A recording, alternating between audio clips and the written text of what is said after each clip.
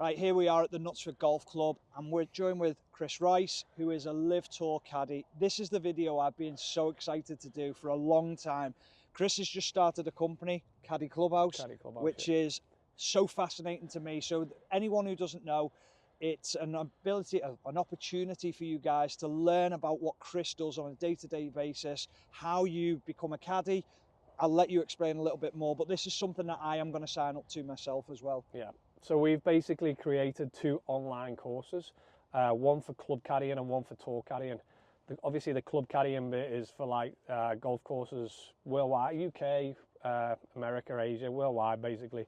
And then the tour caddying bit is, obviously we were lucky 17 years ago to be in a position where we had the opportunity to caddy on tour. Yeah. So we want to try and create a pathway for people to be able to do the same as what we've done. So we're going to try and, we've obviously done the training, 2 programs, and then at the end of it, we'll create a profile for you and we'll try and give you access to potential job opportunities. Obviously agents and management groups are constantly in contact with us, looking for caddies or players. So we're going to try and create a pathway for potential jobs, obviously in the future. And we'll see how it goes. And we're trying to make it a community as well. So everyone, like, when I was back in 17 years ago when I started caddying, the best thing for me was speaking to other caddies, and you learn from the guys that are experienced. And that's obviously what we're trying to create on Caddy Clubhouse. It's a community, so anything that you need to know, all the other caddies are there. There's me and Smarty and Adam who are also involved in it. And so just give us a background on them 2 guys as well. So Smarty now caddies on the LIV Tour for Cameron Tringali. Okay. He won the Masters in 2016 with Danny Willey. So he's got a lot of experience that he's bringing to the table. He's had numerous wins on tour as well. And then Adam started off club caddying at Queenwood back in 2005, maybe, I think it was before that. And he's got 18 years on tour. He now caddies for Thomas Peters on LIV Tour as well. So he's been with him for, I think it's like 8 or 9 years now. So wow. We bring a wealth of experience to it, and we're basically trying to, all the mistakes that we made early on in our career, we're trying to put that into a course so that you guys, whoever signs up for it, can sort of fast track all the time that we've been on tour. Okay. So what we're going to do now, as great as that sounds, is this is my interview. This is me trying to see if I can get on tour and become a caddy. I'm going to caddy for Chris for 6 holes and see how we get on. Awesome. Let's do it. Let's do it. We'll get over it. Oh, it's well over it. Yeah, playing 59. Got the bunker on the left, bunker on the right. I'm thinking you haven't really got much of a problem with the overhanging tree. Yeah, it's not really affecting it too much. Get that up and down. What have you got in your hand? I got 54. I'm happy with that. I mean, there's your lie's okay, isn't it? The lie's not too bad. It's a little bit firm underneath it, but it's not too bad. I've got a bit of green to work with as well. Let's see if we can hit this. How far is it? 58? 59. 59. Okay. So wind's behind us, so it's probably playing what? I'm not gonna play too much wind just because it's such a short distance. Okay. And we're quite, I'm the caddy. We're quite tree lined. All right, well, just play it as 59. Okay, play it as 59. You want me to play it? You want me to play it shorter? Well, yeah, I'd like you to play it around about, I'd say about, probably about a 50 yarder. Okay. And let it run on 10. Okay, perfect. See if we can try and execute it.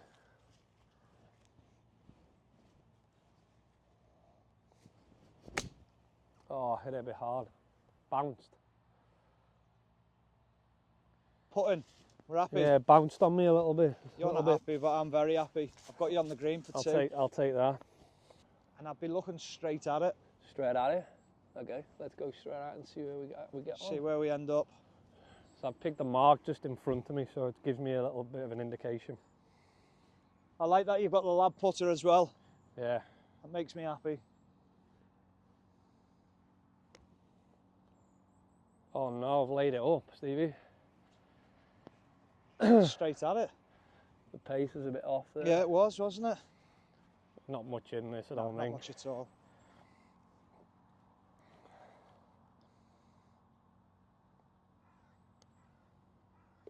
Solid. Easy to put. Easy to put. On to the No next. problem at all. Excellent. I'm all right at this, aren't I? Good read, that. Yeah, easy. Shame about the pace on the first one. Right, we've got 134 to the flag. Okay. Wind's behind, so wind's going with us. Can't see it on the flag. I can feel it on my back. I can feel it on my face when I'm here. Okay. Oh, slightly off the left. Right to left, sorry. So we've got the bunker in front. Right, let me zap that as well.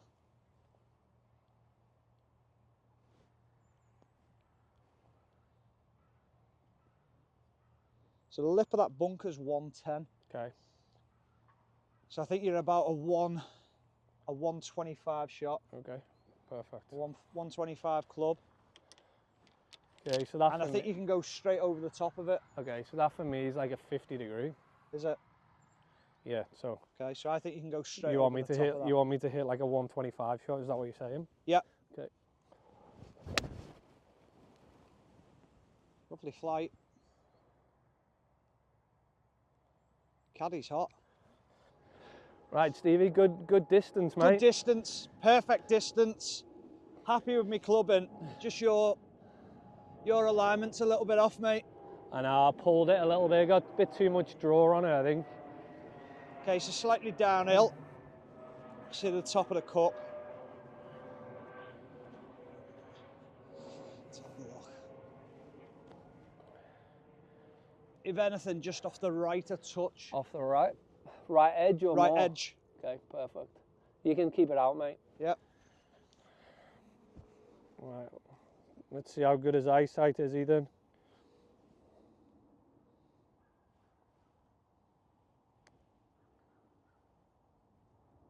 Oh! Right edge wasn't far off, was it? That bobbled everywhere. It was a great read, to be fair. I'll give you that one. Easy 3 though. Easy 3. Mate, you could be setting... stress-free. You could be doing all right here. 2 pars to start with. Might not need this course. It's a good start. It's a solid start, isn't it? I don't know where he's learned his stuff from, do you? He actually seems to... He keeps looking at the sky. I don't know whether he's looking for birds or aeroplanes or what. Yeah. I don't know what I'm looking for. I'm looking at the trees. I'm seeing which way the trees are blowing for the wind. I've not been here before, so this is new to me. But you're very enclosed, which is quite difficult. Yeah. Right, par 5. Okay, so I'm going to go off that hole there. The wind is blowing across this way, so you're into the wind coming off the right hand side to the left. So it's going to be into the wind a little bit. Okay. Bunker on the right is 230. Well, I haven't seen your drive before. I can definitely say you're going to be driving it. I can't. How far is that guy?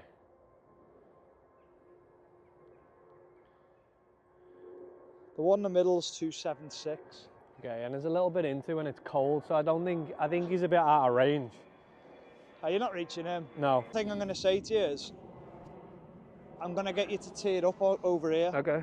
Because you hit a draw, and I'm thinking, if you hit a draw, I want you to set it a little bit wider down the right-hand side of the fairway over the bunkers and bring it back in. Can I ask you why? Well, if you're going to draw it... But the wind for me, the wind's off the right, so that means that I'm going to have to start it in the trees, not in the fairway. No, I said on the bunkers. Okay. On the bunkers to finish on the left, like a little bit left-hand side. So where the guy is on the left. Yeah. I think if you aim at the bunkers, I think your ball will end up on that position. I'll go with you, Gaffer. No probs. Hey, we're par.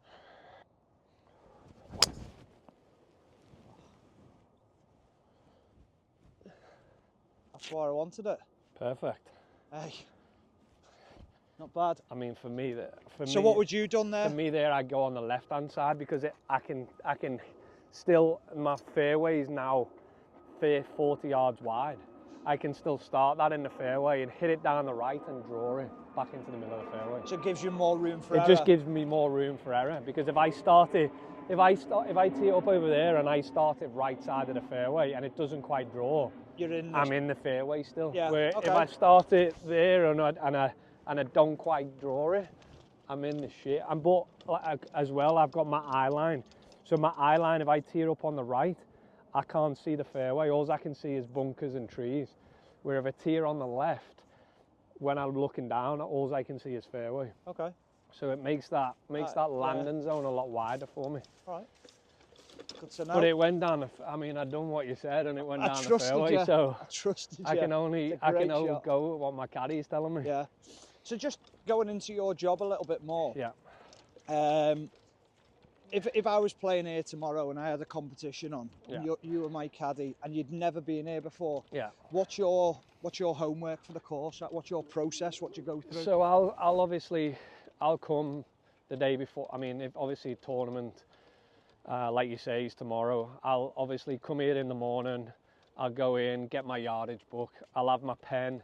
I have a 4-color pen, so I can mark places where I want my player to miss it, good misses, yeah, best leaves, places that I don't want them to hit it, like certain bunkers, either on the tee shots or around the greens, and I will mark the places where I don't want them to hit it. Sorry, can I just ask you something quickly off the back of that? Yeah. So how do you do that with the adjustments to the tee boxes? Do you know the tee boxes during the week? Yeah, well, I mean, we obviously, this is a thing that we talk about in the course, is like, we obviously, all the measurements are taken from the back of the tee, but there's going to be certain holes where, whether it plays into, like, say it's a 500-yard par 4, but then the wind's going to be into the wind. So you're constantly adjusting. We're constantly, like, don't be afraid to ask the rules officials, hey, are we going to move the tees forward on certain holes, or certain par 3s, are they going to play it off a forward tee? Just so it gives us, like, when we get to the hole, we're not caught off guard. Got you. But yeah, so I'll obviously come. I'll have a look at my wind direction for the next day's competition, so I can then start seeing holes and, right, well, tomorrow this hole's going to be playing into, and I can sort of start forming a strategy in my head.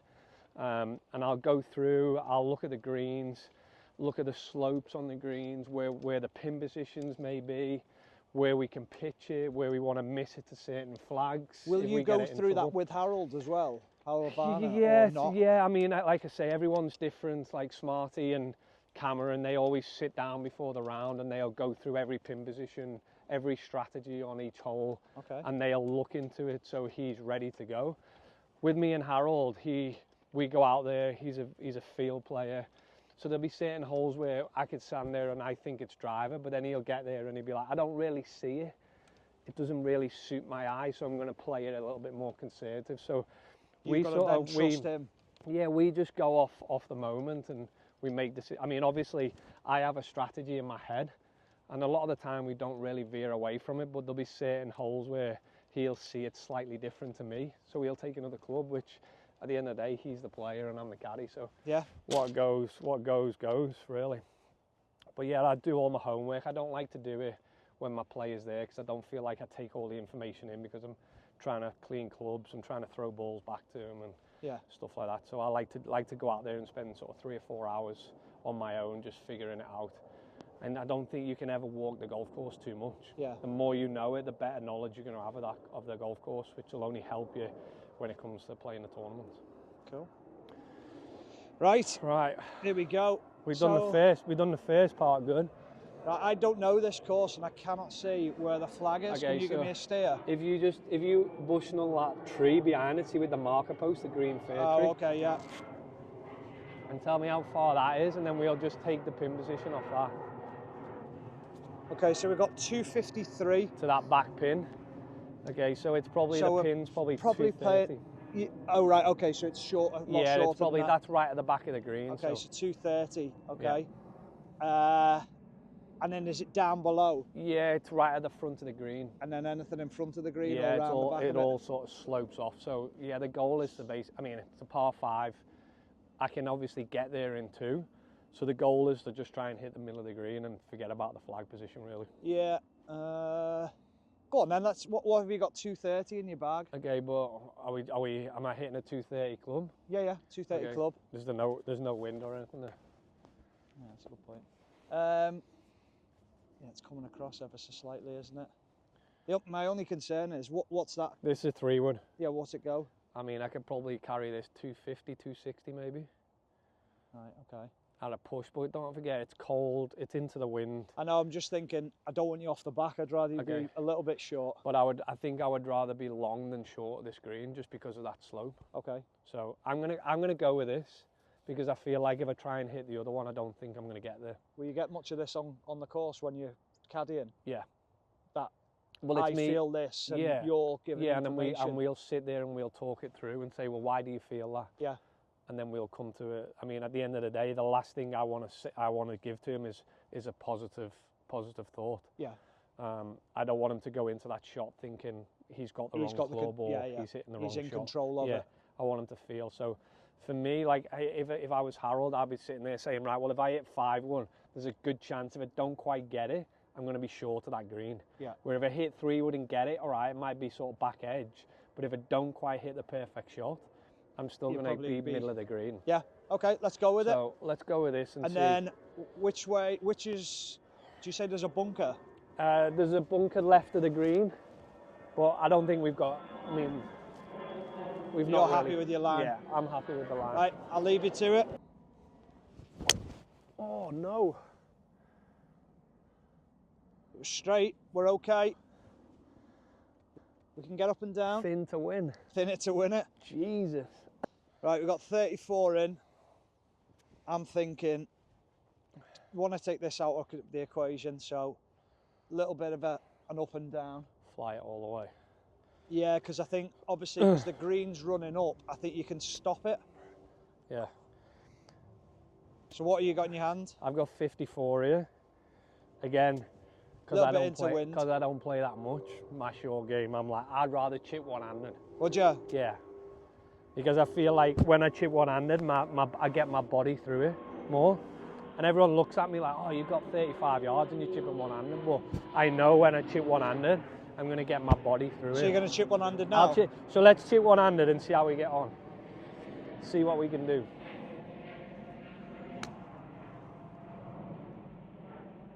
Oh. So close, wasn't it? I mean, that was close. But like right. this... Let's see you two then. You ever seen Fitzpatrick, Jim? Yeah, cack-handed, so isn't he? He's the same because do you like that? It takes the right hand out of play. So if he chip cack-handed. Oh, it's flushed, isn't it? Spin on that as well. Stay. I mean, this is one of them greens where that's so tough, isn't it? So see the edge of this leaf here? Yeah. This, I think that's roughly a line. Perfect. A little bit up the hill. A little bit. It's like a travelator. Might come back to me. I know, yeah. Okay, let's give it a go.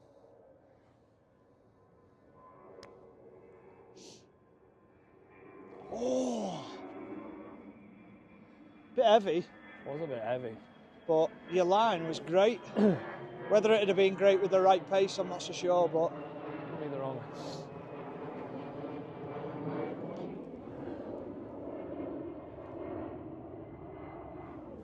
A little bit left to right. So with the pace, I'd be looking around about here. Okay. Sounds good.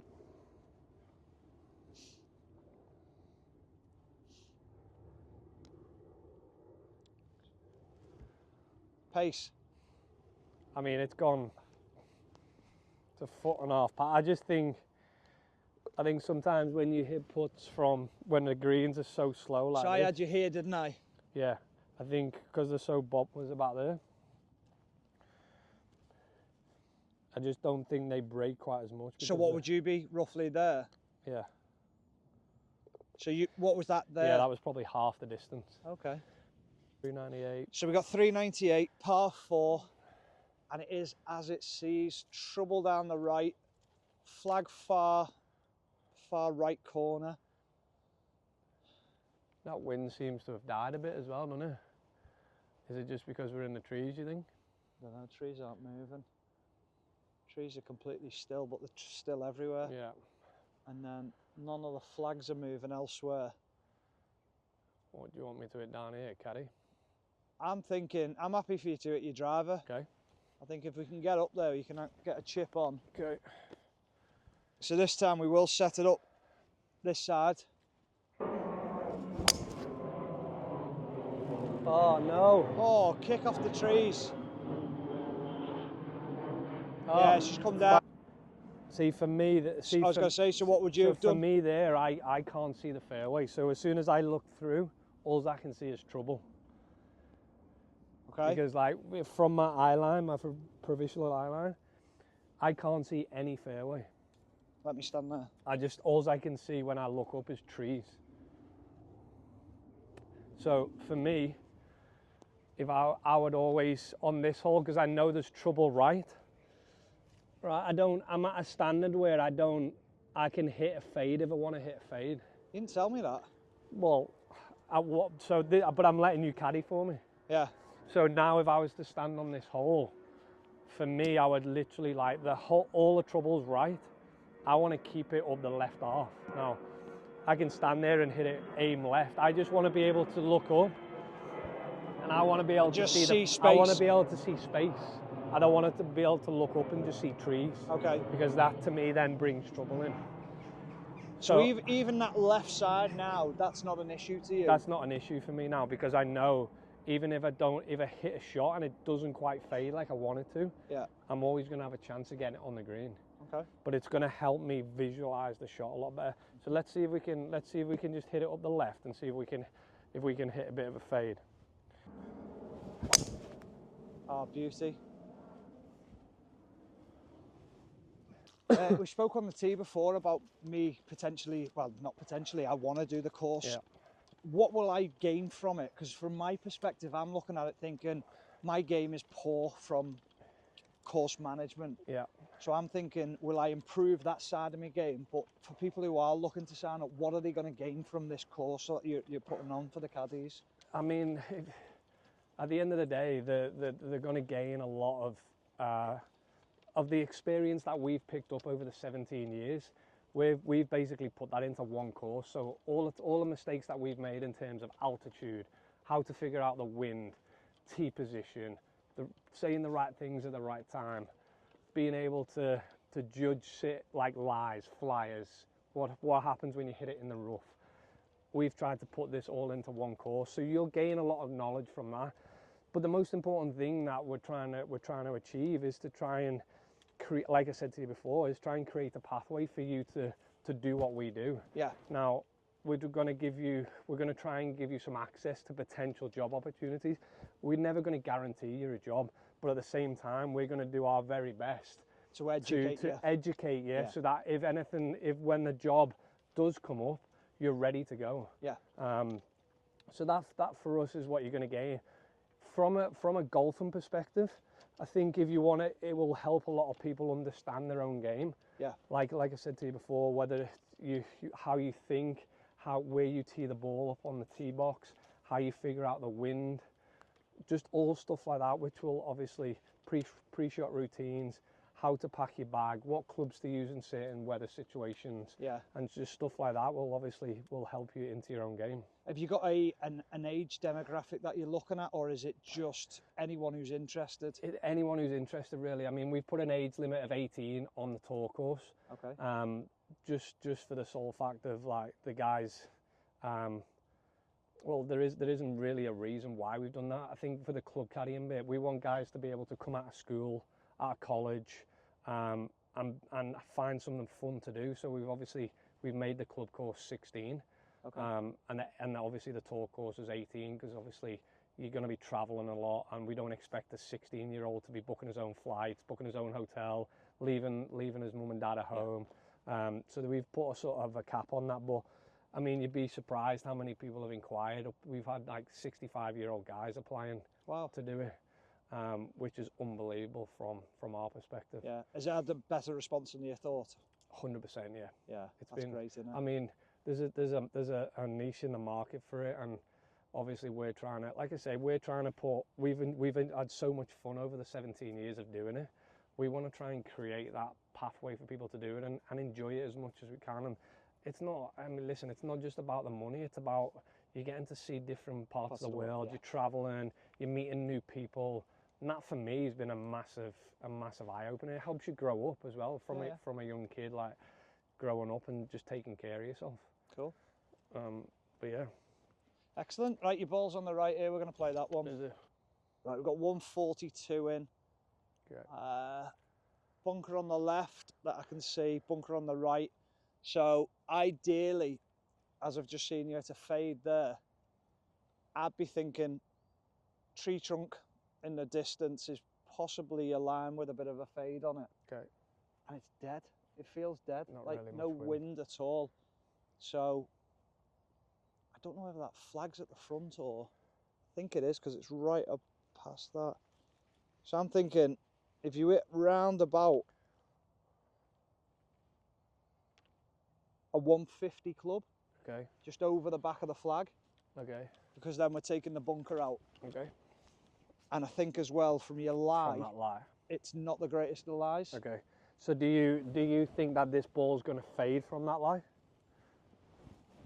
Well, if you hit a fade.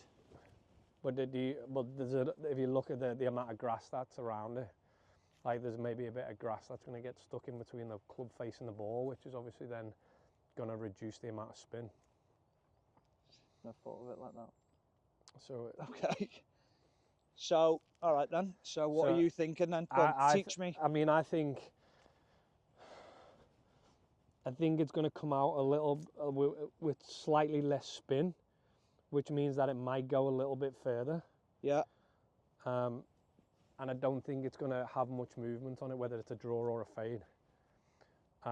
Okay, so I'm all right. If that's the case, then I'm going to go straight at the flag. Oh yeah. Or just a hair on the left side. I was going to say the tree in the far distance. Okay. Yeah. That's your line. I'm good with that one. Okay.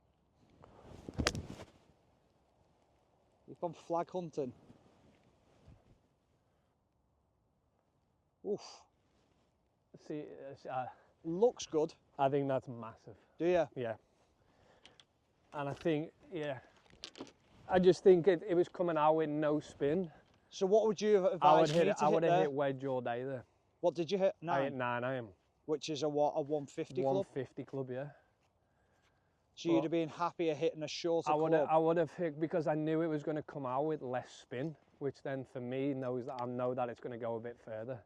It's almost like a flyer. Yeah. So if you've got like a lie in the semi or in the rough, and there's depending on what type of grass it is, if the grass is growing up the back of the ball, the contact from the club face to the golf ball, it's going to be hampered. The grass is going to catch it, so it's going to come out with less, because of the grooves on the club faces. It's going to come out with less spin. Yeah, because you're not actually catching the groove. Exactly. So basically, it's going to come out and it's going to go way further than what it should normally do. Right, I've overclubbed you, haven't I? Ever so slightly. Maybe, is that a full club or is that a club and a half? It's a lot, isn't it? That's got 170 yards. Has it? Yeah. Okay. So I've massively overclubbed you.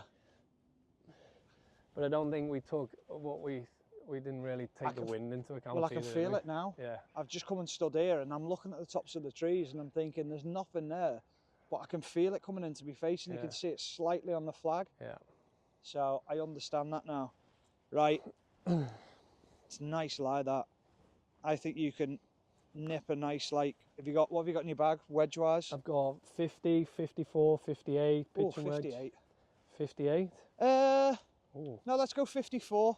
Okay. 54 and we'll bump it. And then see... You're a better player than me. I think if you land it in between these two leaves, okay, I think it should run on nicely.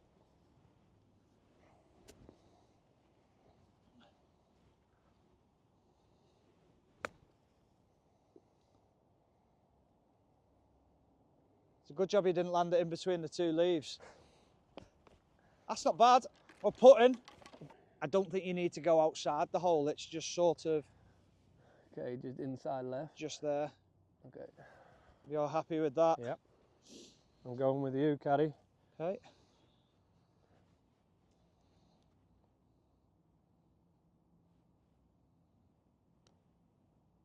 Oh, in you get. Good read. Nice In up we and get. down.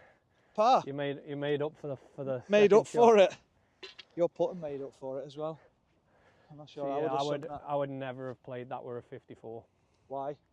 Because I just think there's so much green to work with. I think the margin for error is a lot higher when you've got more loft in your hands. Knowing the course, having the say so to go, oh, don't be picking that up. Well, I just think Or is it Adam's the one word that Adam uses is adaptation. Now we don't use that a lot because we obviously carry for the same golfer. Yeah. But when you're at a club course, for example, you're at Hillside or Knutsford here, you're always going to get different golfers. You're going to get different standards of golfers.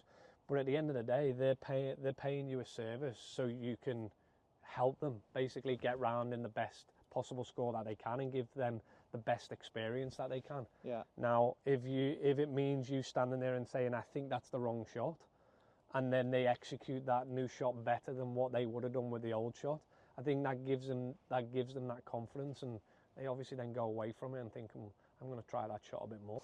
Right, so something that we do on all the videos is we ask you what you've got in the bag. Yep. And why. So what irons have you got? So I've just recently purchased these new Mizuno Pro irons. I have 4 to pitch and wedge in them. Yeah.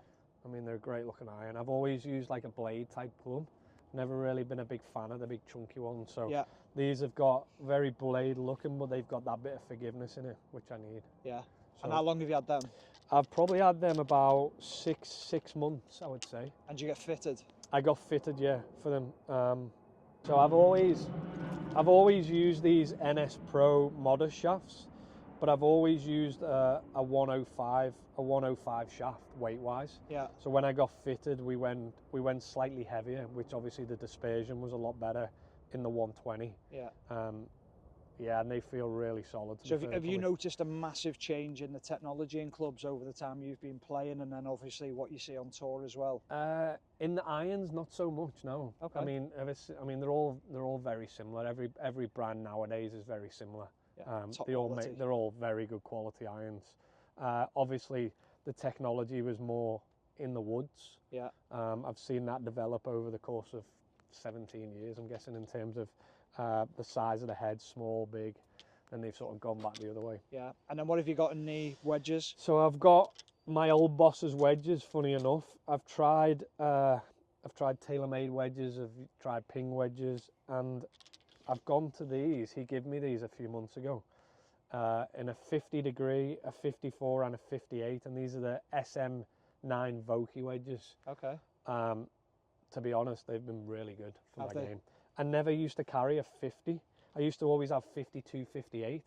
But now I've gone 50, 54, 58 in them, which is obviously, it gives me a bit more variety towards that end of the bag. Yeah. And then, so yeah, they've been great. Woods-wise, what have you gone for? So in the fairway woods, I've got the old Stealth 3 wood.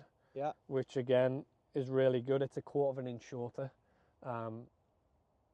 Reasoning? I'm pretty small, but yeah. I just feel like I get more control with the when it's shorter. So what would you take off a standard shaft in that, size-wise? I'd take 1/4, maybe 1/2 inch off it. Okay. Because I used to play a lot of links golf, so I used to grip down it quite a lot. And then we just come to the conclusion that it was easier to probably just take a bit of length off her and just grip normal. Yeah, just grip normal on it. Yeah. So I have that in the 3 wood. I have the same in the 5 wood again. That's probably maybe 1/2 inch shorter, which is 19 degree. Which again, I love this thing. This is probably one of my favourite clubs in the bag. Yeah.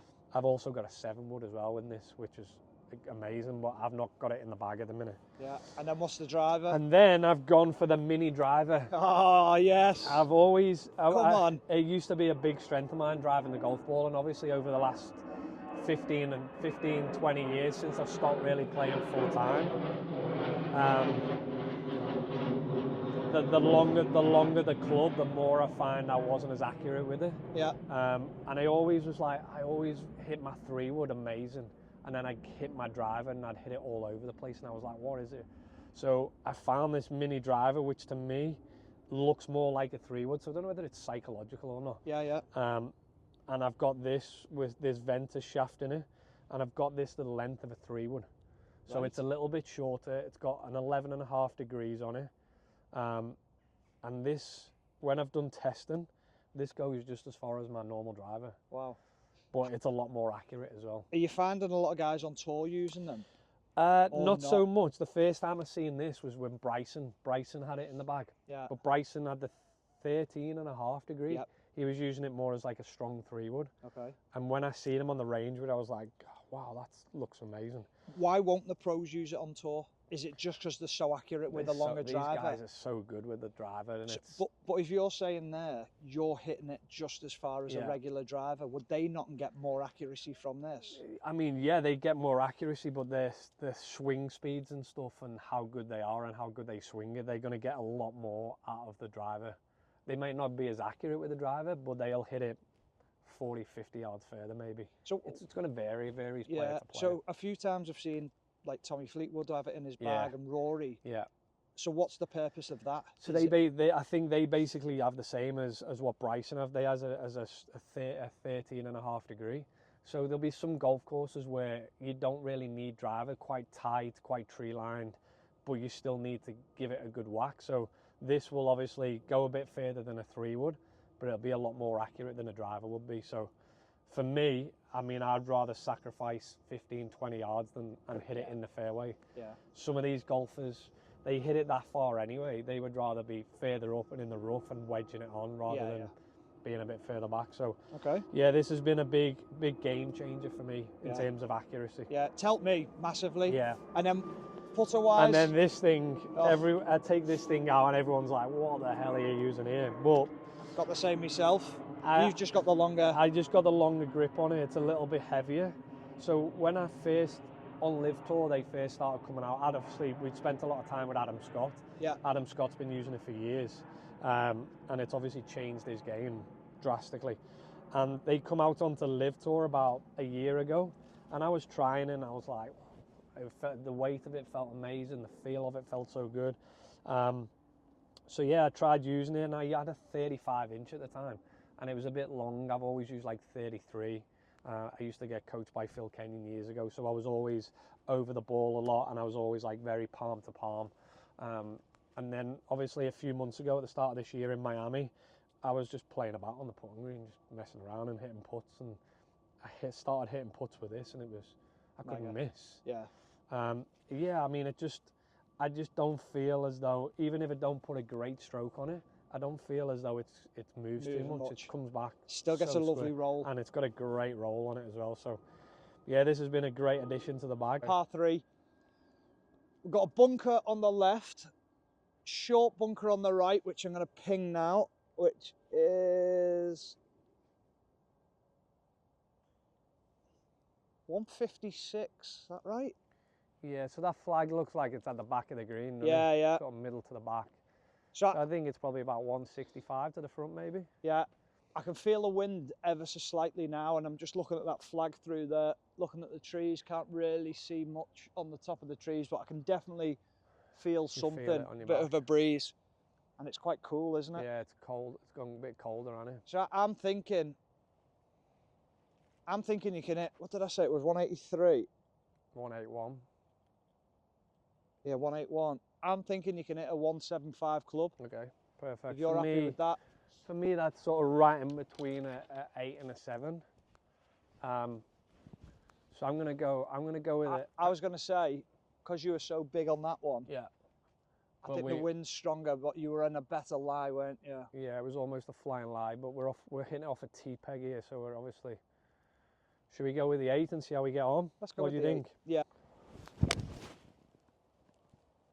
Pushed it. So it's either the pitching wedge or the 9-iron, whichever you're comfortable with. And then we're just going to bump it and let it roll out. Okay, I'll go with a pitching wedge.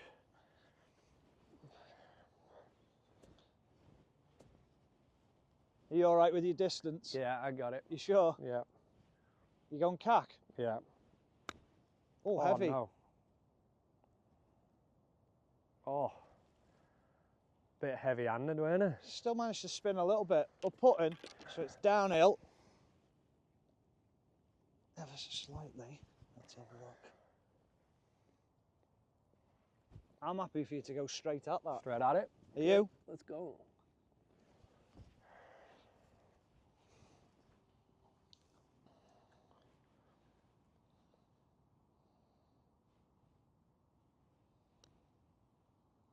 Boom. In we get. Oh, what a read again from my caddy. Oh, I'm Firing. What's that? Great read. Bit clumsy with the chip, but we'll take it.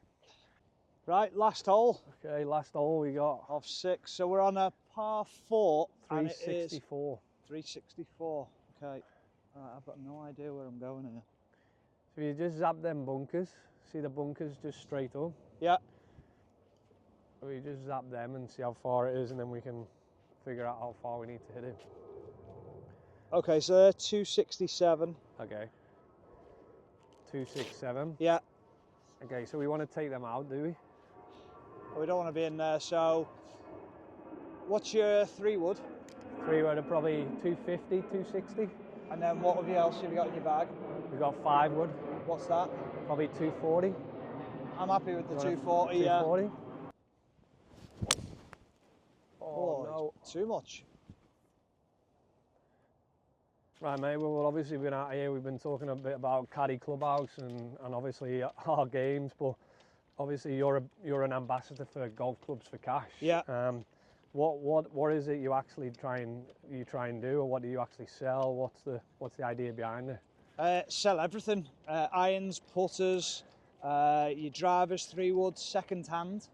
It gives also the opportunity for people to go into the shop. They can trade in their clubs. Okay. You can either have the money straight in your bank, or you can trade for different irons, whatever you want to trade against within the shop. Right. You can have clubs re-gripped, refitted. So in the Warrington store, just for talking, there's roughly about 40,000 sets of golf clubs. And then the Edinburgh store, which is the flagship store, which was the first one that opened, I reckon there's around about 50 to 60,000 sets of golf clubs. So the opportunity to trade in and do things and just upgrade your clubs. I think a lot of people find that golf's an expensive sport, yeah, it is, and to try and get into things. So it's an opportunity for people who are either starting out or aren't quite just happy with what they've got, is to go in, trade against it. And you might pay a little bit of a difference. You might end up being positive on some things. Yeah. So it's a fantastic little trade that you can do. I've got loads of clubs in my bag where I've just gone in and sort of worked with the guys in the shop and found great deals on things. So I'm guessing a lot of the stuff in there is obviously, I bet it's close to being brand new as well, isn't it? Yeah, not far off. So it's superb. Great idea. I never heard of it until a few months ago when I seen you get yourself in. I will have to make a little trip down there. What did you hit then? A 5-wood? I hit 5-wood, yeah. Yeah, we might have to get you a new one. Yeah. One that doesn't draw. Right, we've got 141 in. Okay. So I can see a bunker on the left-hand side. I don't see anything in the front. Is there anything in front? Because I don't know the course. No. What's at the back of the green? It looks like the pins at the back. There's a hazard over the back of that green, so we don't really want to go long, do we? Okay, so if we're looking around about 140, maybe a 130 club. Yeah. You happy with that? Yeah. And I think you can go straight at the flag because it looks pretty. Hey, I've clubbed you well here, by the way, because I'll give you a lovely angle in. The wind's a little bit into as well, isn't it? Is it? More of it there is. I mean, you can't really feel a great deal. Can't really feel it much. But what are you looking at? The clouds are blowing into a little bit. Oh, is this a trade secret, is it? Yeah, I think I'm going to let you into this one. What? Pick up the clouds and see which way they're blowing? I wasn't going to tell you that one, but I think it gives a great indication of the wind direction. So obviously we can't feel it here, but the clouds are blowing at a decent speed, aren't they? Do you know if you'd have told me that, we'd have been level par now? I know, we got the wrong club. All right, let's hit this one. I've got wedge. Okay, what do you hit your wedge? I hit probably 140. I'm happy with that then, because it's a little bit into. Yeah. Let's have it. Let's go. Let's go for it. Straight at it. Ooh. Bounce left. Bounce left. Oh, a little bit of trouble just over the back. I think that's dead, isn't it? Is it? Were you happy with that club? Yeah, I mean, I don't think I'd have hit anything else. Right. Here we are, found his ball. We're in a spot of bother. I mean, there's one place on back there that we said we couldn't hit it, weren't it? Yeah. See now, if that was me, I'd be taking an unplayable because Okay. I'm thinking to myself, what are you going to gain getting out of there? That'd be my advice to myself. Okay. But you're a better golfer than me, and I'm looking, thinking, can you get through that? I'm looking. I think I agree with you. I just don't think you're going to get anything from that, and I Yeah. think you're going to duff it about. Well, you might not even come out of it. Okay. So my advice to you would be not to play it, to take an unplayable. But then where do I take an unplayable? I'm going to take nearest point of release, and I'm going to take a club length from there. So I'm going to still be in the shit really for 5. So, although that is the smartest thing you've probably said to me today, Thank you. I'm going to go against your advice, and I'm going to try and hit it, because even if I get it there, I'm gaining some distance, because if I drop it here, I'm still going to hit it in the crop. Okay. Mr. Mouse isn't going to be right. so okay. I'm gonna hit this as hard as I can, and see what the outcome is. Okay. I'll take You'll take I'll take the hit for it. So if I walk off in a strop. Yeah. I mean, you put me here, but I'll take the next one. So you're happier there? I'm happy, well, because I would have had to drop it here and play 4 from here. This is not what we wanted from back there, was it? No, not at all. One place we didn't want to miss it. Tell me how you were playing. And tell me how you want me to play it. Well, it's difficult because you've got this area now. You can't play that shot that you like to play as much. So it's got to be a little bit of a lofted club to get it up and down. The only thing is because I think this is the most difficult shot in golf, because if the pin's back at the back, I think you can probably play your shot because you can land it on the front edge. But this one's got to be so much more controlled that it's got to be almost stop dead on the fringe of the green. So it's almost like you want to hit like a little bit of a lob wedge to here. Yeah. The thing that concerns me when you come to lob wedge is it's so muddy and there's no grass there. Yeah. So I'm just going to tell you what I think I would play. So I'm going to take a 5-1. And I'm gonna try and build up some momentum going through this rough here. So is this your links days? So this is the days when I used to play links golf.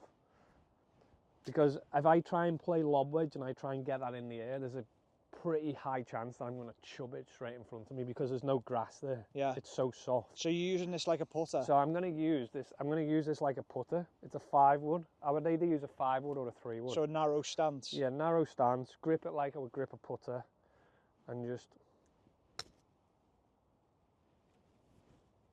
That's some outcome, isn't it? And I know that I've got so much forward momentum with the ball.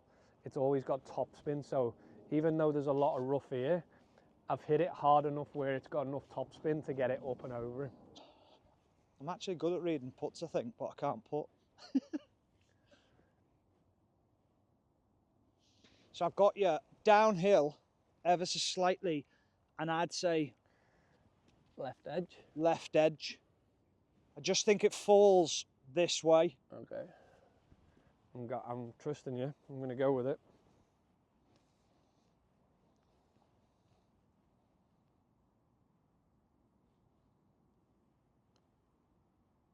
Oh, it didn't. I didn't think it was going to go that way. What did you think? I thought it was pretty straight. Did you? I just overthought it. Even when I stood over it.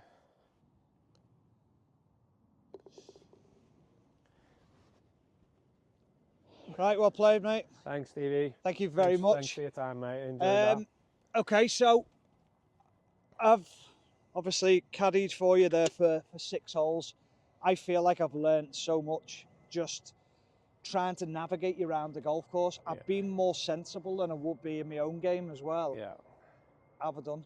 I thought you'd done pretty good. I mean, you give me 2 clubs where we hit it long, but I think that was just maybe your understanding of flying lies and stuff. Yeah. You weren't quite up to speed with that, but I mean everything else you were pretty good. We held some putts. We held some putts, which is Your nice. actually green reading was good. So yeah, let's move on and see how you can rate me as a caddy. Yeah. Okay. So now we're going to move on. We're going to play 6 holes, and Chris is now going to caddy for me, which I cannot wait for, to learn how not to get flyers, how not to read wind, or how to read wind. So let's see how we got on.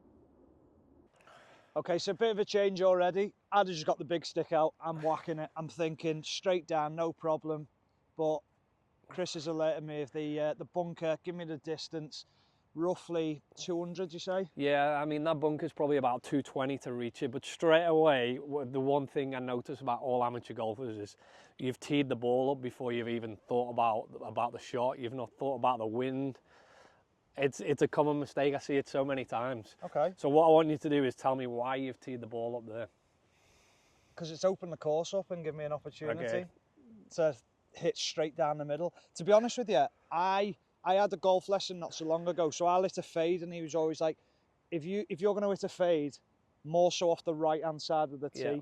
So that was my only other thing, is sometimes I'll tee up on the side. Yeah, I mean, like I say, there's sometimes when you stood on the tee box, the hole will define you which side of the tee box you want to tee off. So straight away, like with the wind is down off your left. Yeah. Okay. You've got a bunker up the left. So as you can see, you want to hit it. You want to try and finish it right to the hole. Okay. Okay. So if by you teeing up on this right hand side, it's now giving you that freedom of you can hit it at that bunker with your fade, and the wind is naturally going to work it off the bunker. Okay.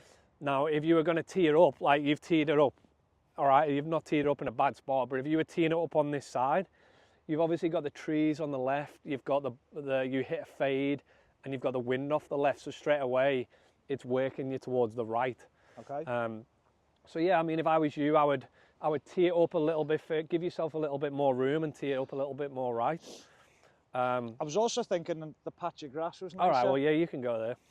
But I found a nice patch of grass here, and then we'll see how we get on. Okay, so I want you to talk me through the shot, where you want to start here, and how you seeing it. Ideally, I'd be starting at left edge of the right edge of the bunker. Okay. And then to ideally fade it into behind this tree. Okay, that's perfect. Right, let's see. Whether we can achieve it's another thing. But the thing is, I want you to go into this shot, and I don't want you to think any technical stuff. I just basically, we've talked about the wind direction, we've talked about your start target, you know where you want to finish it. All I want you to do is just go ahead and just execute the shot. Good swing, mate. It's as straight as a die. You'll see today, I can strike a nice ball, and I do okay, but my course management is arguably the one thing that lets me down, where I'm just like, I often think, like, I stand on every tee box and I think, I'm Tiger Woods, and I can hit a shot. We all do it. Yeah, but I can hit the shot that no one else can hit today. Yeah. And I know I'm trying just to be one a of hero. those. Yeah. So I always tell a story. I went to, I was playing with, like, me and Chris are both mates with James Milner. So we were out in Chicago playing around the golf, and we played the Chicago Golf Club. And what it was, they had all the caddies were youngsters coming through the golf club.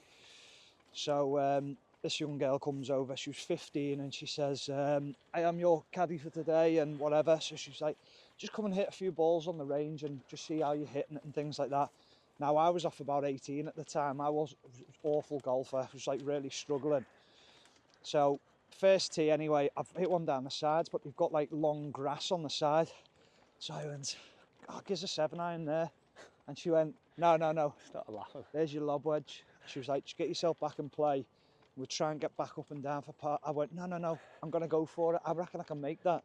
She went, you can't. She said, get yourself out. So anyway, chipped out, went on the green, made me putt and got a par on the first. I thought, oh, this is all right. So we got a few holes down the line. And we've got this long hole. And I went, oh, let me 3-wood there. She went, you won't. I went, I can make that. And she went, I can't make that, and I'm a better golfer than you. So I turned around to her, I went, why would you play off? And she went, 2. And I went, right, okay. I should start listening to you. Should start listening. And I had one of the best rounds of golf I've ever had, but it was because of her telling me, you're not doing that. Yeah. This is what we're going to do. This is how we're going to play it. And I was like, that's fine. I think the thing, I mean, we spend a lot of time around amateur golfers that range from scratch to 18 handicappers. And they feel like a lot of the time, I mean, at the end of the day, these guys are 60. They're never going to be able to swing it, get it in this position, get it in that position. Yeah. They're never going to be able to do it. But they're like, well, how do we improve? And we always say, well, you can improve in how you think while you're around the golf course. You're a 15 handicapper for a reason, right? Yeah, and the stroke indexes on the holes are there for a reason. So it doesn't mean like you can knock it on every par 4 in 2. Yeah. You can't knock it on every par 5 in 3. So it's play within your strengths, and you'll see you'll gradually start thinking better and start thinking your way around the golf course better. And that's how your handicap's going to come down. Yeah. It's not always about technical. It's not always about, I need to hit it further, I need to hit it straighter. You get to a point where it's like you need to start thinking a little bit better around the golf course. Yeah, definitely. Right, here we go. So we're in the middle of the fairway. You can prefer it, Stevie. No, welcome to the UK in October.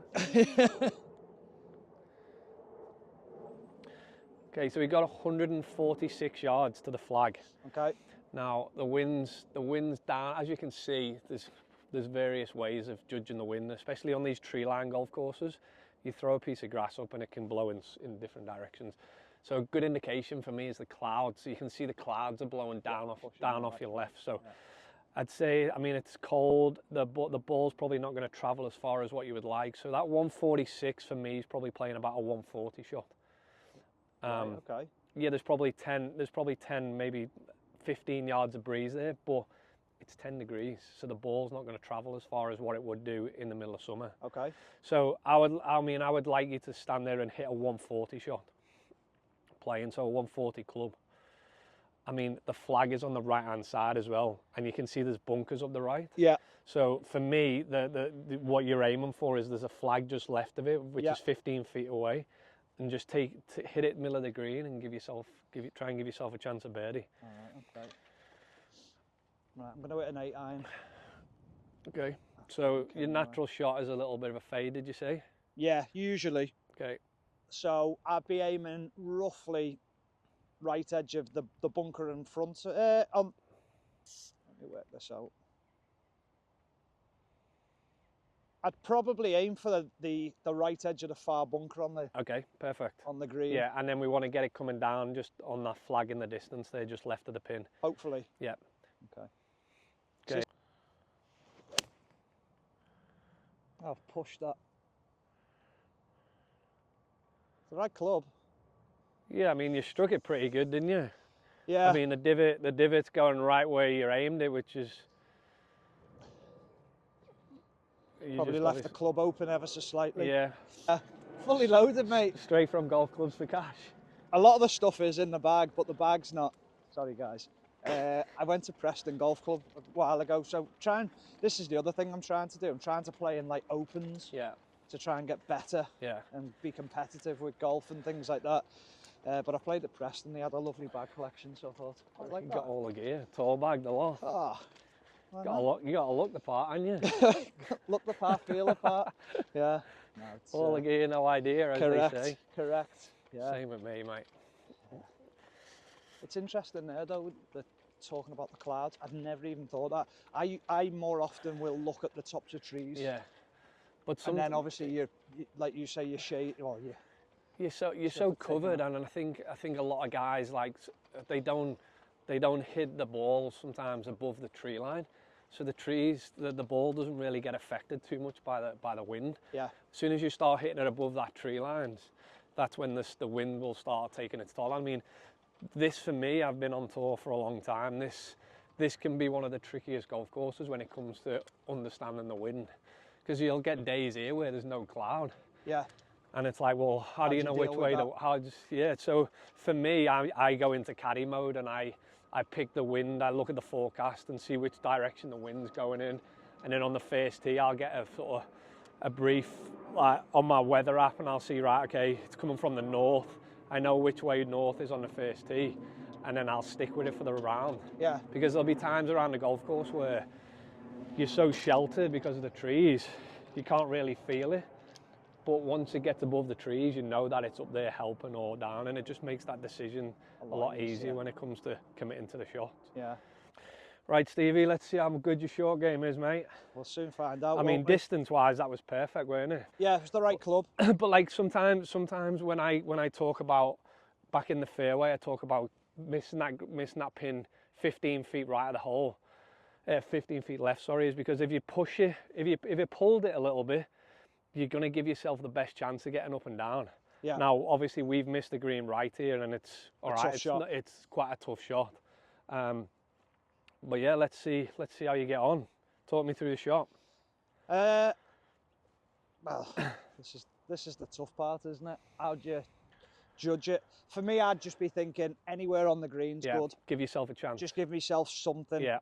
Not trying to be too accurate. Yeah. And it's knowing that how much space I've got behind. And I mean, you can prefer it as well because it's obviously winter.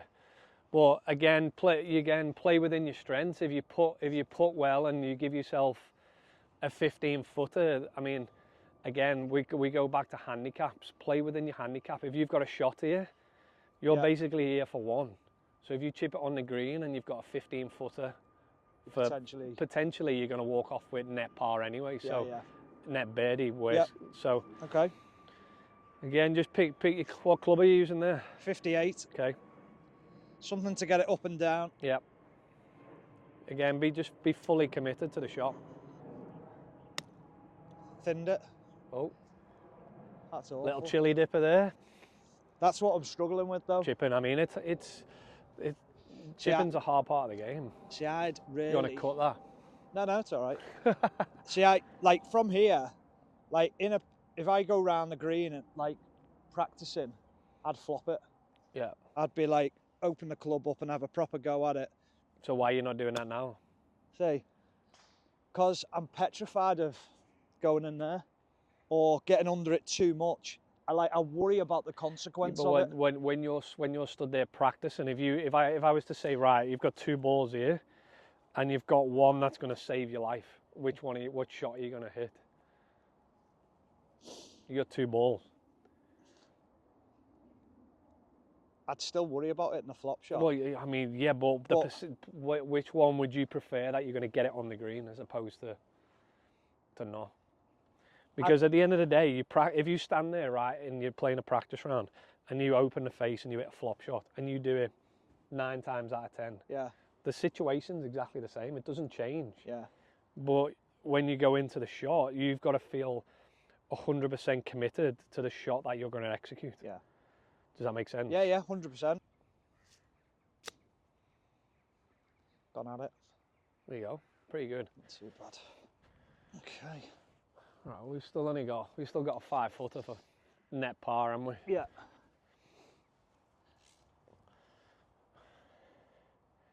So I'm saying right lip, maybe just outside. Yeah, love that. Again, you've picked your line. Go ahead, just be committed to it.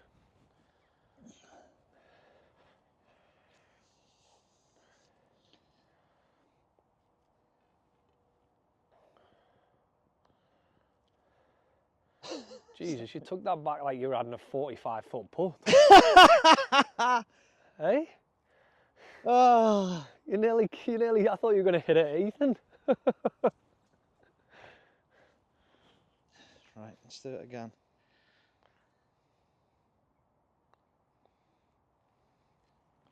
Close. Good layup. There's somewhere in between them two. Be pretty good. Oh, short game's abysmal. You can see the wind is off the right with a tiny bit of help. Yeah. So it's probably like a 130 shot. Okay. So if you want to grab a club that you hit 130, probably like 4-iron for you, is it? Not wrong.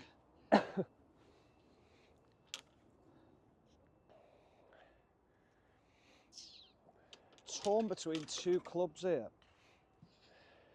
So I'm probably like a 135 with a 9-iron and a 125 with a pitching wedge. Okay. So you want the 9-iron. Okay, so then we're going to start looking at pin position. So if the pin position's at the front, so if you look, the green's guarded by bunkers at the front. Yeah. So rather than you trying to hit a hard one and you're not quite getting it and you're bringing all the trouble into play, if you look past the green, past that pin, there's at least 20 yards of green to work with. So I would rather you hit the more club the 9. into the heart of the green and give yourself a better chance. Great swing. There you go, great shot. I'll do. Correct way to repair a divot. So I would always go. I mean, everyone puts it in and lifts it up. Yeah. But straight away you're bringing the soil to the surface, which every greenkeeper's going to probably paste you for it. So I would basically just go from the sides and just lift it in, so that it's all the grass is sort of going to the middle there. And as you can see, it's like I've not really brought any soil up. Yeah. So it looks. I've always been interested, like the best way of doing it. Yeah, because I think so many people do it. Well, a lot of people straight away put it in and they lift it up, so all the soil then comes to the surface. Yeah. So you're not really repairing. You'll do that. Will you do that all the? No, I don't do that. You don't. I mean, a lot of the club caddy and stuff will do it, like if you're ahead, but no, I do enough for Harold without repairing his pitch marks. Don't get paid enough for that, do you? No, I have to up my salary for that one. Right. Clean as ball. So when you're with him, a putt like this, what's his routine? I mean, I don't really read a lot of putts with him. I mean, at the end of the day, the percentage of you holing this putt is massive. I mean, across the board, not just you, but for professionals as well, is very slim. So the goal for you is to try and, when you pick the line, is to try and then focus on pace, because even if your line's off slightly, if your pace is good, you're going to give yourself yeah. If that. I mean, if you're getting it within 5 feet from this far. Is that a preference of his, or is that most I mean, players that you've worked with? There'll be some weeks where he'll see the line better than others. So if he doesn't see the line and he can't see it going in, then he'll call me in and say, hey, can you come and help me read this? But the majority of the time, he's pretty good on the greens. Are you happy with that? I'm happy with it because he's pretty good. Is he? I mean, he's at the level that he is. These guys are so good. But yeah, I mean, like Augusta and stuff, he sometimes struggles to see the line on it. Yeah. So he'll call me in and I'll help him read him. And at the end of the day, 4 eyes is better than 2. So. Of course. All right, Stevie, so you've hit a pretty good shot in here. We've probably got 35 feet.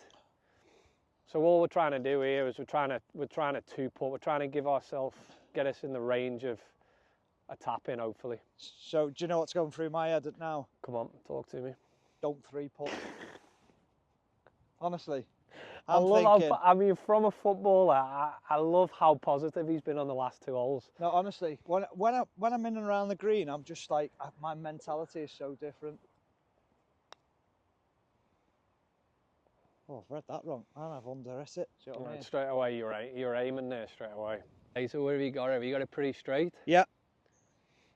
Okay. So straight away you're aiming there. The last 2 putts you've been aiming so far right. Have I? Yeah. Good to know. And I mean, going off, I mean, you've got the ball so far back in your stance as well, like the club face is so open. But when it comes through, it's like you're always going to miss it right if that's where you're aiming. Yeah. So this is stroke index 15. Okay. Right. So again, let's look at the clouds. So the straight away the wind direction is telling us that it's into and then off slightly off the right. Okay. Right. So you hit a fade. So I mean, the bunkers are perfect. I mean, the bunkers are probably going to be in play either way. So again, for me, I would rather you tee it up on this right hand side just so that you can work your fade off the left hand side of the fairway. Oh no.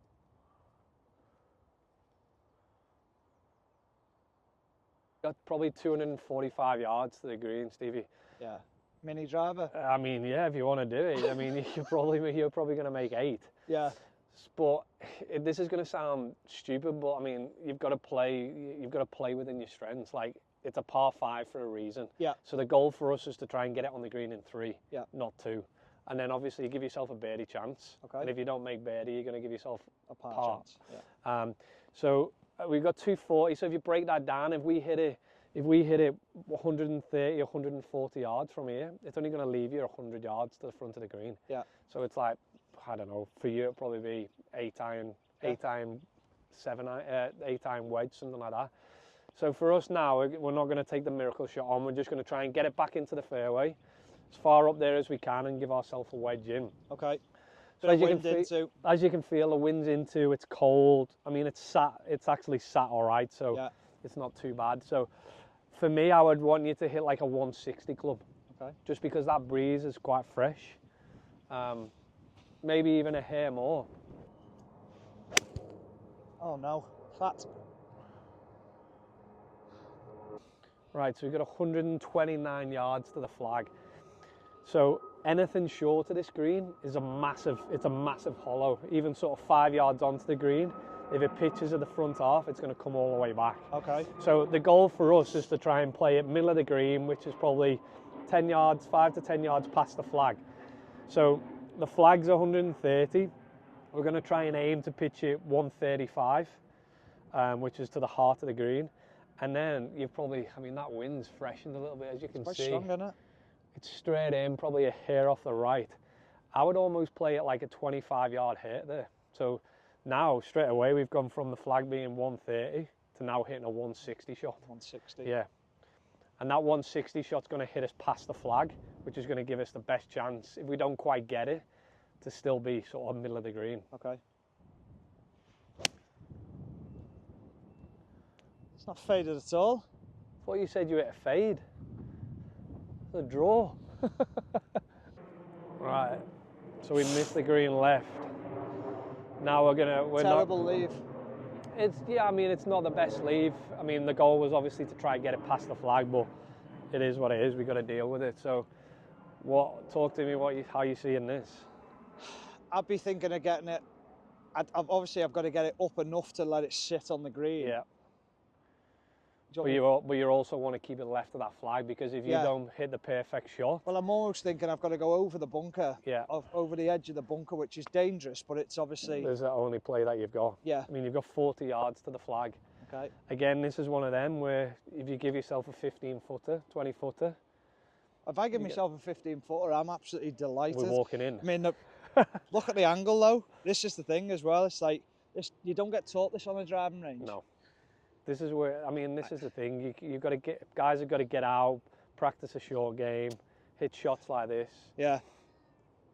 Okay, so we're just going to hit it left of the flag, okay? Try my best. Again, just be fully committed.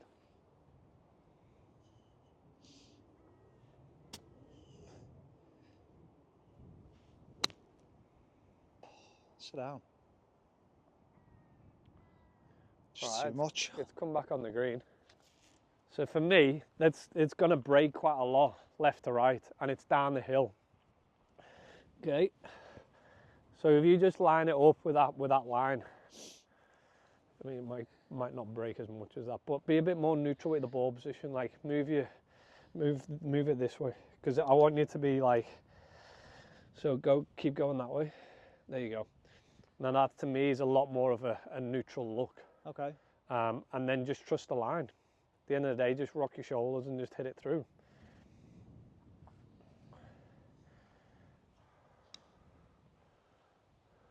That was your line.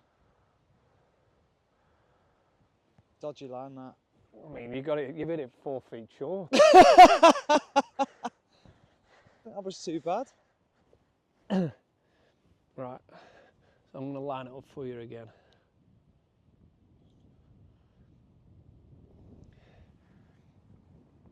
It's probably a little bit more. Let me have a look. That looks a lot, that, but it's probably not, is it? It's probably a hair too far left. Okay. There you go. Just trust it.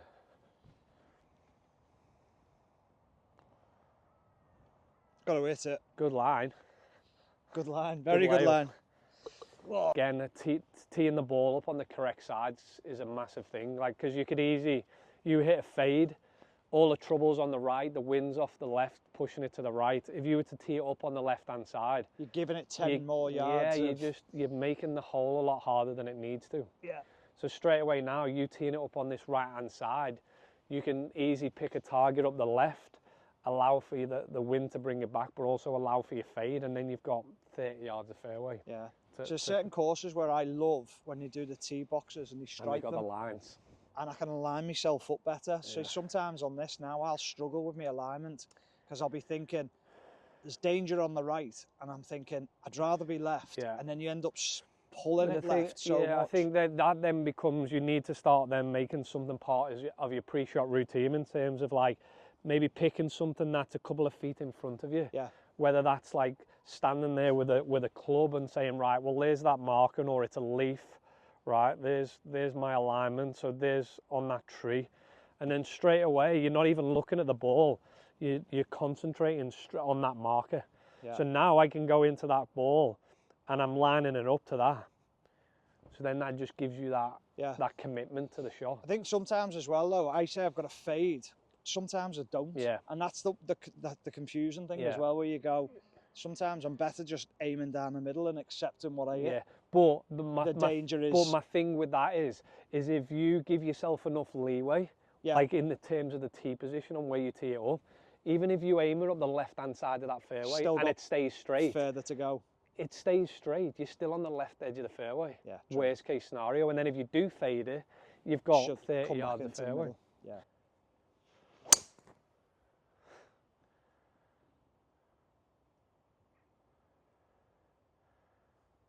Wow. Right, what have we got? Right, mate, we've got 100 and... I want you to talk me through this one. Okay. Let's see if we... Well, what yardage have we got? We've got 160 yards to the pin. Okay.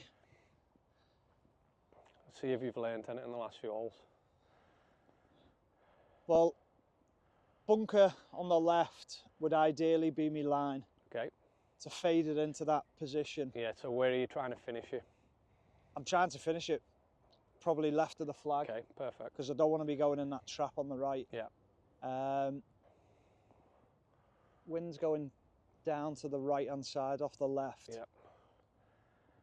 So I've probably got about, what you said, 160? 160 to the pin, yeah. So it's probably playing about 155-ish, 150? I would say it's playing a little bit less, but it's cold.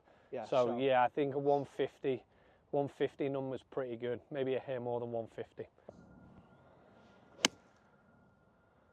Great swing. 54. Why would you then not just go with like a 9-iron if you got another ball there? Yeah.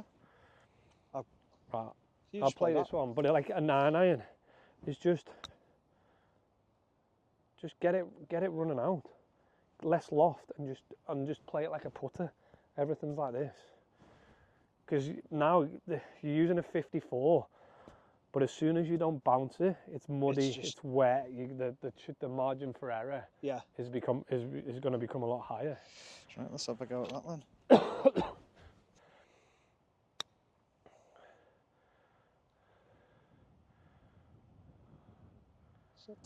That was pretty good. Wasn't too bad. But all amateurs I see, they always try and go for 54 or 58. Yeah. And it's like they've got so much loft, and it's like there's certain situations where you need to, like if we were going to go over there, then yeah. But when there's nothing in front of you, it's just keep the face a lot squarer as though you're using a putt, and just play like a putt. It's a long putt, basically. Yeah. Right. So tell me what you see. And the one thing I would say to you is one thing I've found since I've become a member here. Yeah. Is a lot of the lie of the land goes towards Tatton Park. I was going to say. So sometimes you can see a break that's going to go away from it, and it doesn't. But the Tatton Park break will get you. Yeah. So I'm looking at that, thinking I can see the top of the cup. So it's obviously uphill. Yeah. And then it's leaning ever so slightly to the left. To the left. Okay, perfect. Good roll. I mean, it bobbled a little bit, but you've had 5 net 4. It's an easy tap in. Like you've got a 1 foot putt for no dramas. So you're all right with that. You're playing within your handicap. Yeah. Stroke index 11, Stevie. So again, shot. It's a shot hole for you. So it's 182. Talk me through it. Well, same as the last hole because it's coming down. Yeah, it's going to be. It's pushing ever so slightly off the off the left onto the yeah. right. Trouble left on the green. We got trouble right as well. Yeah. So we're just looking at, we're trying to hit it middle of the green, aren't we? Ideally, yeah. Yeah. So straight away, can you notice anything off the tee box in terms of which side you would want to tee it up from? I'll be teeing it that side because of that tree. Exactly. So there we go. So straight away, tee it up on the right hand side. So what have we got? We got 182 yards. 182. Which I don't think it's playing too much different to that, Stevie, just because of the trees. The trees are protecting a little bit. Okay. So I would hit you sort of 180 yard club. I'm going to hit a 5. Yeah. Great strike.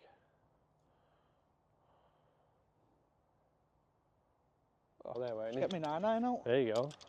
But like, you need to assess the lie though, because sometimes you will get over, and naturally you want to. So you take into account like how much grass is around it, whether it's growing into you, like where do you want to land it. So yeah, you could hit a 9-9 there if you wanted to, and just because there's not really much grass there. Yeah. So this is not really going to affect it. It's not going to affect it too much. No. Whereas if you were hitting, it's well trimmed over here, isn't it? Exactly. If it was a bit longer all the way through like that. Yeah. Closer to the green. Yeah, depending on your lie, but then you could sort of go either a pitching wedge or a 50.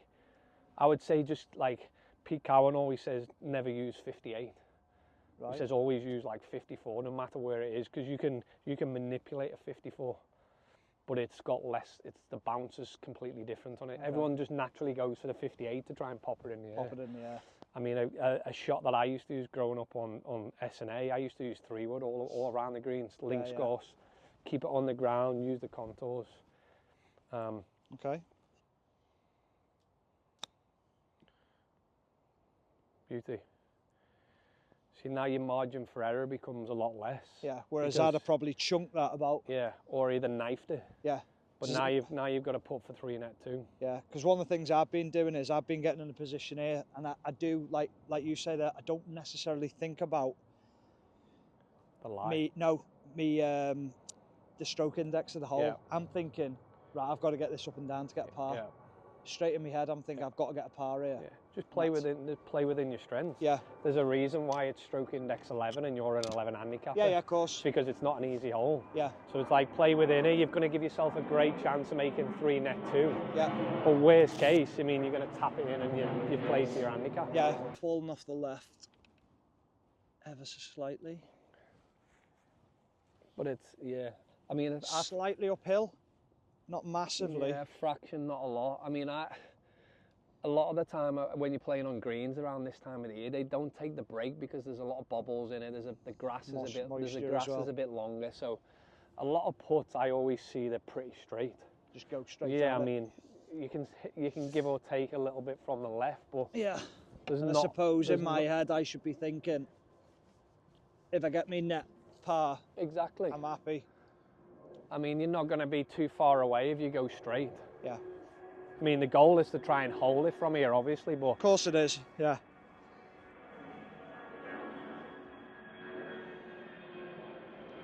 Oh, hit it. Oh, you had the line as well.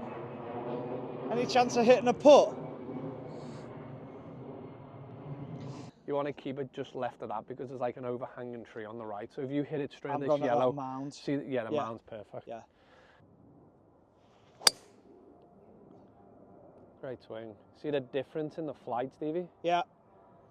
126. Right, so it's into the wind. So 126, yeah, but we're look at the pin position. So the pin position's right at the back. Okay. Over the back of the green, there's a hazard. So the goal for us is trying to play it 15 feet short of the hole. Okay. So we're trying to hit it like 120 yards. Okay. Then we're going to take the wind into account. It's cold. The wind's straight into. So it's probably playing up towards 140.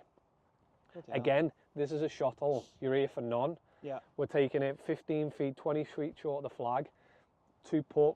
Worst case scenario is you've got 4 net 3. You walk onto the next tee. Yeah. So yeah, we're going to try and hit like a 135 shot, maybe 140. Yeah. I was looking at that flag at the beginning. Yeah, I did that when I first joined. Did you? you? Hit it to the wrong flag. Yeah.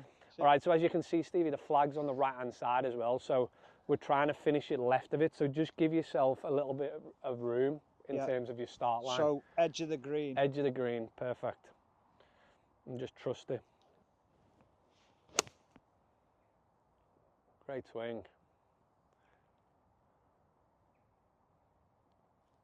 Safe as ours is. You can see it's uphill. Go cack-handed with this one. Okay.